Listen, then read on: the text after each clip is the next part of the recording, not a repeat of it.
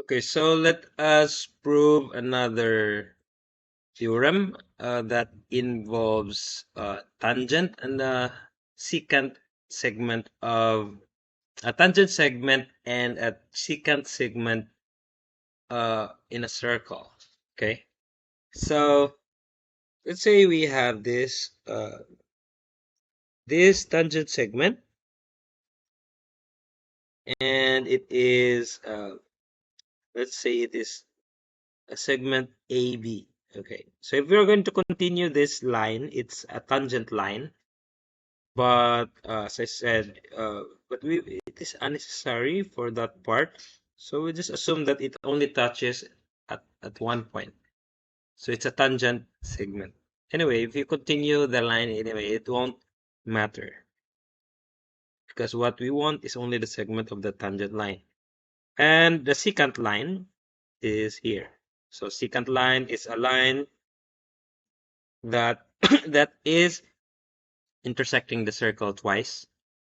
So we have 2 points intersected, but what we need again is just the segment of that, or a portion of the secant segment, or the portion of a secant.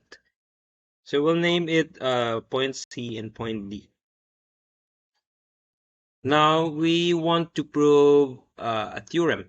Okay, so the theorem states that the square of the tangent segment AB in our example is equal to the product of the secant segment BD and its external portion BC.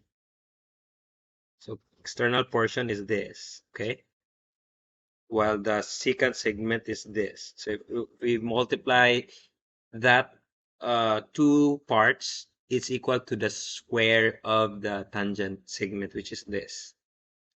So let us prove it, because we don't want to just simply believe what is not proven. All right, so we're going to connect this line. So it just so happened that I think it will cross in the center, but it's not necessary. So this is the triangle, the first triangle ABD. And then if we're going to connect this A and C, we can create another triangle. So it's triangle ABC. And it will take some solutions or time to prove this, but these two triangles are similar triangles. Okay, so they have all their angles. They are not congruent, of course, obviously, because the other one is bigger than the other, but they are similar triangles. Their corresponding angles are equal. So this angle, they share in the same angle, so that's equal. And this angle of a green triangle and this angle of the red triangle are equal. And this triangle, this angle of the green triangle and this angle of the red triangle are equal. Okay, so that's why they are similar triangles. So if you say they are similar triangles, each corresponding side is proportional to each other. Now let us create equation out of this idea. All right, so the AB, the side AB, which is the longest of the green triangle. So let me remove those symbols of the angle just to avoid any confusion. Okay, so this line AB, which is the side of the smaller triangle, the green one, is equivalent to the longest side also of the red triangle, which is BD.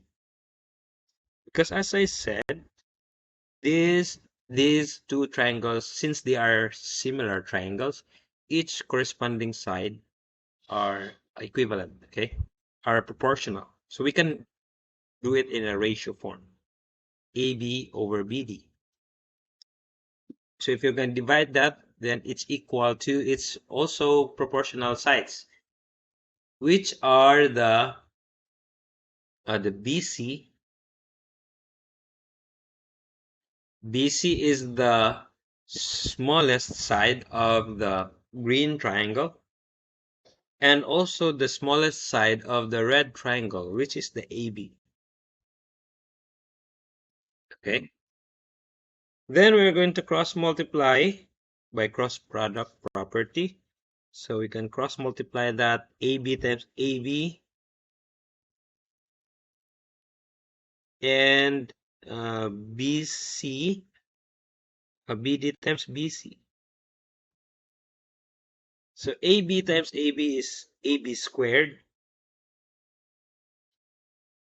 equals BD